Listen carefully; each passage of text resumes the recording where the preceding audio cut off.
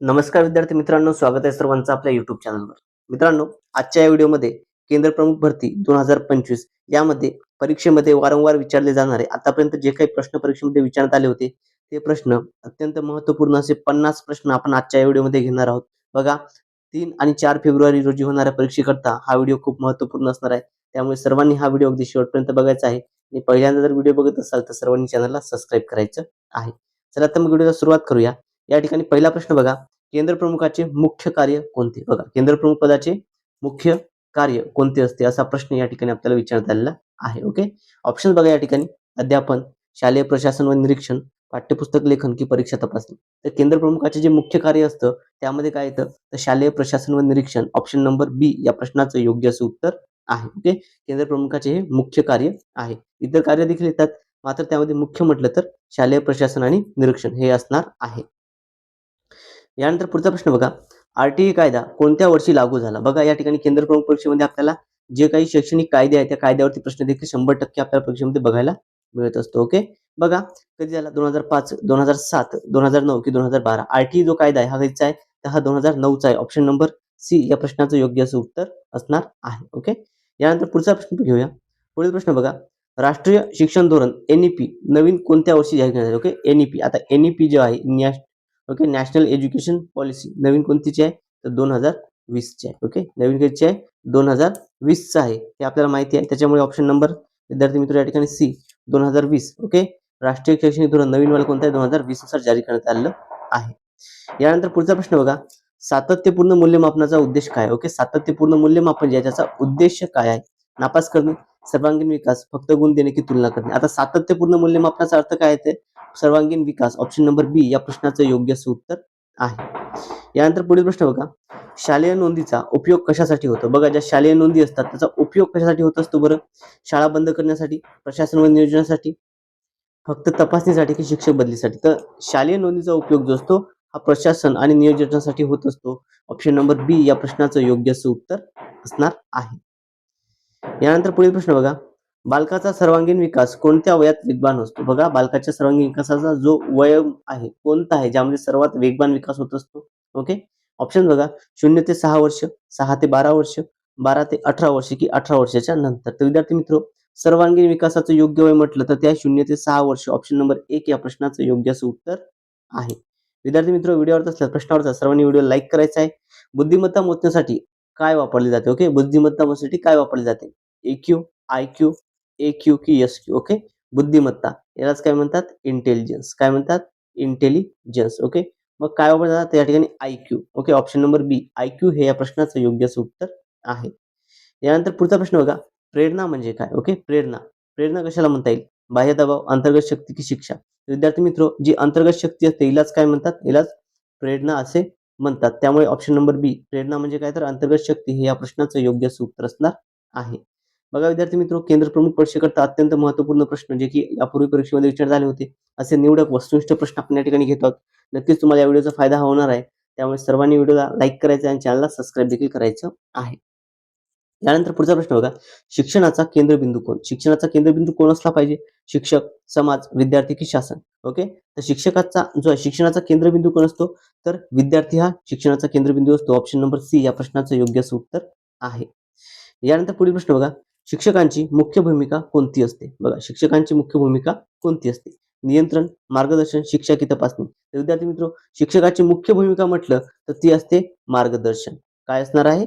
मार्गदर्शन. त्याच्यामुळे या ठिकाणी ऑप्शन नंबर बी मार्गदर्शन हे या प्रश्नाचं योग्य असं उत्तर असणार आहे. यानंतर पुढचा प्रश्न बघा, तत्पूर्वी विद्यार्थी मित्र पहा काय करायचं आहे तुम्ही, जर तुम्ही चॅनलला सबस्क्राईब केलं असेल सर्वांनी चॅनलला सबस्क्राईब करायचं आहे आणि साईडला जे बेल आयकॉन आहे त्याला देखील प्रेस करायचं आहे. म्हणजेच तुम्हाला आगामी केंद्र प्रमुख परीक्षेचे जे काही उद्या पेपर होतील त्या पेपरचे प्रश्न, ओके, आगामी परीक्षेकरता तुम्हाला फाईट ठरणार आहे. त्याच्या व्यतिरिक्त CTETचा अभ्यासक्रम देखील आपण आपल्या चॅनलवरती घेत असतो, ते देखील व्हिडिओज तुम्ही बघायला मिळणार आहेत. आणि तुम्हाला केंद्र प्रमुखाची ही जी PDF हवी असेल तर ही PDF मिळवण्याकरता आपलं टेलिग्राम चॅनल तुम्ही जॉईन करायचं आहे, ज्याची लिंक या व्हिडिओच्या डिस्क्रिप्शन बॉक्समध्ये दिली आहे किंवा कमेंटमध्ये PDF मेसेज करायचा आहे. तुम्हाला त्या ठिकाणी ही PDF जी आहे ती सेंड करून दिल्या जाईल. यानंतर पुढचा प्रश्न घेऊया. पुढचा प्रश्न बघा, शाळा तपासणीचा उद्देश काय? ओके, शाळा तपासणीचा उद्देश काय असतो? दोष काढणे, सुधारणा करणे, शिक्षकांना त्रास देणे की बंद करणे? तर शाळा तपासणीमध्ये काय होतं, शाळेमध्ये जे काही दोष आहेत त्यातून काय त्याची सुधारणा केली जाते. ओके, जे काही दोष असतील त्याचे काय सुधारणा करणे. ऑप्शन नंबर बी सुधारणा करणे हे या प्रश्नाचं योग्य असं उत्तर आहे. यानंतर पुढचा प्रश्न बघा. मूल्यमापनाचे किती प्रकार आहेत? ओके, मूल्यमापन जे आहे मूल्यमापनाचे प्रकार किती आहेत? 1, 2, 3 की 4? ओके, तर मूल्यमापनाचे एकूण प्रकार म्हटलं तर किती येतात? 2. ओके, बघा मूल्यमापनाचे किती? 2 प्रकार पडतात. मग हे कोणकोणते बरं? यामध्ये बघा, एक येतं आंतरिक. ओके, एक कोणतं आहे? एक येतं आंतरिक मूल्यमापन आणि दुसरं आहे ते म्हणजे बाह्य मूल्यमापन. ओके, असे मूल्यमापनाचे 2 प्रकार आहेत, आंतरिक व बाह्य. यानंतर पुढचा प्रश्न बघा. अध्ययन म्हणजे काय? अध्ययन म्हणजे काय?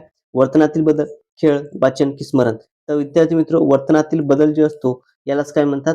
यालाच अध्ययन असे म्हणतात. ओके, वर्तनातील बदलाला काय म्हणतात? अध्ययन. हे या प्रश्नाचं योग्य असं उत्तर असणार आहे. यानंतर पुढील प्रश्न बघा. व्यक्तिमत्वाचा विकास कोणत्या घटकावर अवलंबून असतो? बघा, म्हणजे मानवी व्यक्तिमत्वाचा विकास कशावर असतो?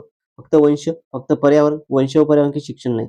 विद्यार्थी मित्र, मानवाचं जे व्यक्तिमत्व आहे, ते व्यक्तिमत्वाचा विकास हा 2 घटकावर अवलंबून असतो. तो म्हणजे एक म्हणजे काय तर वंश. ओके, वंशासोबतच काय तर पर्यावरण. ओके, काय असतं?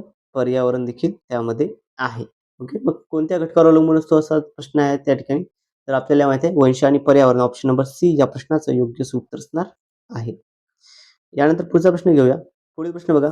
शालेय व्यवस्थापन समिती एस-एम-सी कोणासाठी असते? ओके, शालेय व्यवस्थापन समिती कोणासाठी असते?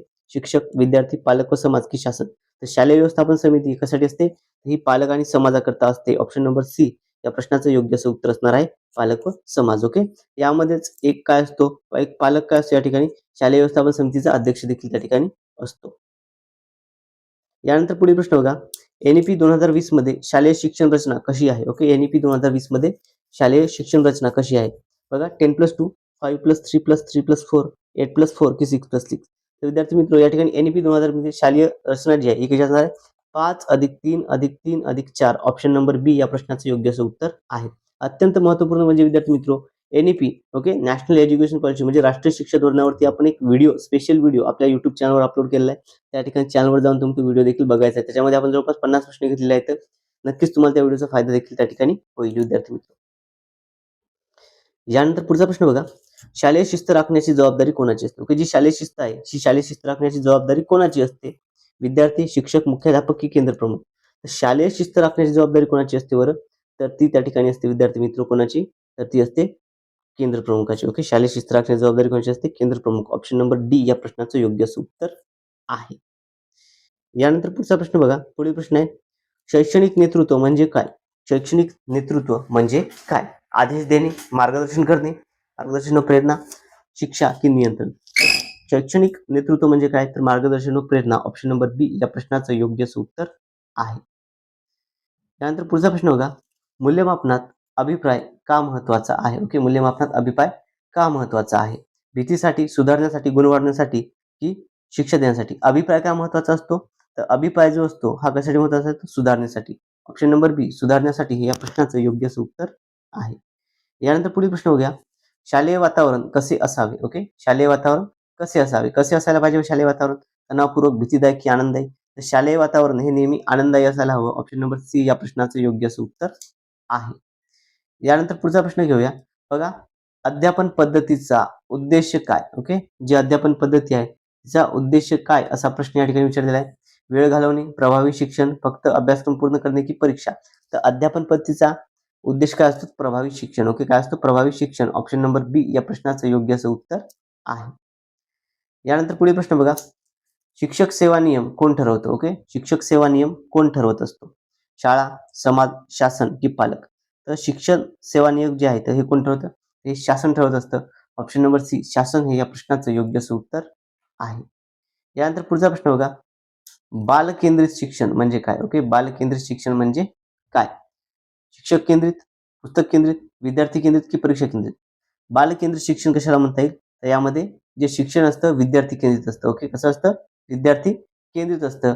त्यामुळे ऑप्शन नंबर सी विद्यार्थी केंद्रित हे या प्रश्नाचं योग्य असं उत्तर असणार आहे. बाल शिक्षण म्हणजे काय? विद्यार्थी केंद्रित शिक्षण. ओके, चला विद्यार्थी मित्र, जर तुम्ही अजूनही आपल्या चॅनलला सबस्क्राईब केलं नसेल तर सर्वांनी चॅनलला सबस्क्राईब करायचं आहे आणि जर व्हिडिओ आवडत असेल तर सर्वांनी काय करायचं आहे?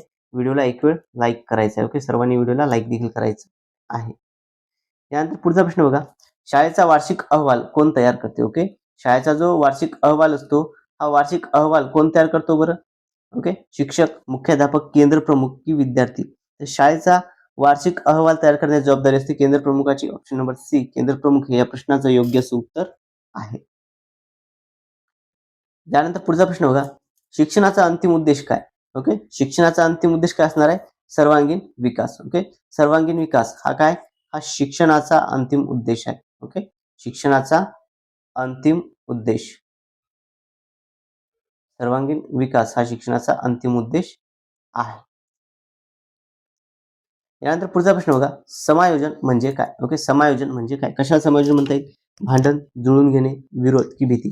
तर समायोजन म्हणजे काय? असलेल्या पद्धतीशी जुळून घेणे. ऑप्शन नंबर बी या प्रश्नाचं योग्य उत्तर आहे. यालाच आपण काय म्हणतो? याला आपण समायोजन असे म्हणतो. यानंतर पुढील प्रश्न बघा, शिक्षणात शिस्तीचा अर्थ काय असतो? शिक्षणामध्ये शिस्तीचा अर्थ काय असतो? शिक्षा, नियंत्रण, स्वनियंत्रण की दबाव? ओके, शिक्षणामध्ये शिस्तीचा अर्थ काय आहे? तर स्वनियंत्रण. ऑप्शन नंबर सी या प्रश्नाचं योग्य उत्तर आहे. ओके, शिक्षणामध्ये शिस्तीचा अर्थ काय होतो? स्वनियंत्रण असा त्या ठिकाणी अर्थ होत असतो. यानंतर पुढचा प्रश्न बघा, शालेय अभिलेख किती काळ जतन करतात? ओके, जे शालेय अभिलेख असतात ते किती काळ जतन केले जातात बरं? ओके, किती काळ जतन केले जातात शालेय अभिलेख? तर या ठिकाणी बघा, शालेय अभिलेख 1 वर्ष, 3 वर्ष, नियमानुसार की कायम नाही? विद्यार्थी मित्रो, जे शालेय अभिलेख असतात हे नियमानुसार जतन केले जातात. ओके, किती काळ? नियमानुसार. नियमानुसार जितका काळ तेवढा जतन केला जातात. त्यामुळे ऑप्शन नंबर सी, नियमानुसार हे या प्रश्नाचं योग्य उत्तर असणार आहे. यानंतर पुढचा प्रश्न बघा, मूल्यमापन कोणती पद्धत योग्य आहे? ओके, मूल्यमापनात कोणती पद्धत योग्य आहे? फक्त लेखी, फक्त तोंडी, विविध पद्धती, एकच पद्धत? आता मूल्यमापनात कोणती पद्धत योग्य असणार आहे बरं? त्या ठिकाणी विविध पद्धती. मूल्यमापनाची एकच पद्धत असायला पाहिजे का नाही? विविध पद्धत त्या ठिकाणी असायला पाहिजे. त्यामुळे ऑप्शन नंबर सी, विविध पद्धती हे या प्रश्नाचं योग्य उत्तर आहे. यानंतर पुढचा प्रश्न बघा, शिक्षणात तंत्रज्ञानाचा उपयोग का? ओके, शिक्षणात तंत्रज्ञानाचा उपयोग कशासाठी असतो? प्रभावी शिक्षणासाठी. ऑप्शन नंबर बी, प्रभावी शिक्षणासाठी हे या प्रश्नाचं योग्य उत्तर आहे. विद्यार्थी मित्रो, जर तुम्ही अजूनही आपल्या चॅनलला सबस्क्राईब केलं असेल तर सर्वांनी चॅनलला सबस्क्राईब करायचं आहे. साईडला जे बेल आयकॉन आहे त्याला देखील प्रेस करायचं आहे. आणि टीईटी, सीटीईटी करता तुम्हाला महत्त्वपूर्ण व्हिडिओज आपल्या चॅनलवरती शिकायला मिळणार. त्यामुळे सर्वांनी चॅनल सबस्क्राईब करायचं आहे. आणि या प्रश्नांची केंद्र प्रमुख परीक्षेची ही पीडीएफ हवी असेल तर पीडीएफ मिळण्याकरता तुम्ही आपलं टेलिग्राम चॅनल जॉईन करायचं आहे, ज्याची लिंक या व्हिडिओच्या डिस्क्रिप्शन बॉक्समध्ये दिली आहे, किंवा कमेंटमध्ये मला पीडीएफ मेसेज करायचा आहे. मी त्या ठिकाणी तुम्हाला लिंक सेंड करून देईल. ओके, चला. यानंतर पुढचा प्रश्न बघा, बालकाचा सामाजिक विकास कशामुळे होतो? बालकाचा जो सामाजिक विकास आहे हा कशामुळे होतो? एकटेपणा, संवाद, शिक्षा की भीती? सामाजिक विकासाला महत्वपूर्ण असतो तो म्हणजे संवाद. ऑप्शन नंबर बी, संवाद हे या प्रश्नाचं योग्य उत्तर आहे. ओके, संवादामुळे बालकाचा सामाजिक विकास होत असतो. यानंतर पुढचा प्रश्न बघा, शाळा सुधारणा कोणासाठी आवश्यक आहे? ओके, शाळा सुधारणा जी आहे ही कोणासाठी आवश्यक आहे? शिक्षक, विद्यार्थी, समाज की सर्वांसाठी? शिक्षकांसाठी आहे, विद्यार्थ्यांसाठी आहे, समाजासाठी? तिन्ही घटकांसाठी आहे. त्याच्यामुळे ऑप्शन नंबर डी, सर्वांसाठी हे या प्रश्नाचं योग्य उत्तर असणार आहे. यानंतर पुढचा प्रश्न बघा, अध्यापनातील साधनांचा उपयोग, अध्यापनातील जे साधन त्याचा उपयोग काय असतो? गोंधळ, समज वाढवण्यासाठी, वेळ वाया घालण्यासाठी, शिक्षणासाठी? तर अध्यापनातील साधनांचा उपयोग कशासाठी? तो समज वाढवण्यासाठी होत असतो. ऑप्शन नंबर बी या प्रश्नाचं योग्य उत्तर आहे. यानंतर पुढचा प्रश्न बघा, शिक्षण प्रक्रिया कोणती आहे? ओके, शिक्षण प्रक्रिया कशी आहे? स्थिर, सतत चालणारी, तात्पुरती की मर्यादित? ओके, आता शिक्षण प्रक्रिया जी आहे ती नेहमी चालणारी, सतत चालणारी आहे. त्यामुळे ऑप्शन नंबर बी, सतत चालणारी हे या प्रश्नाचं योग्य उत्तर असणार आहे. यानंतर पुढचा प्रश्न बघा, केंद्र प्रमुखाची भूमिका कशी असते? केंद्र प्रमुखाची भूमिका कशी असते? कठोर, उदासीन, मार्गदर्शक की दुर्लक्ष करणारी? तर केंद्र प्रमुखाची भूमिका असते ही कशी असते? मार्गदर्शक म्हणून असते. Option number C. ओके, मार्गदर्शक काय असतं या ठिकाणी? तर केंद्र प्रमुख भूमिका काय? केंद्र प्रमुखाची भूमिका आहे. ओके, चला. यानंतर पुढचा प्रश्न बघा, मूल्य शिक्षणाचा उद्देश काय? मूल्य शिक्षणाचा उद्देश काय? गुण वाढवणे, चरित्र विकास, परीक्षा की स्पर्धा? मूल्य शिक्षणाचा उद्देश काय आहे?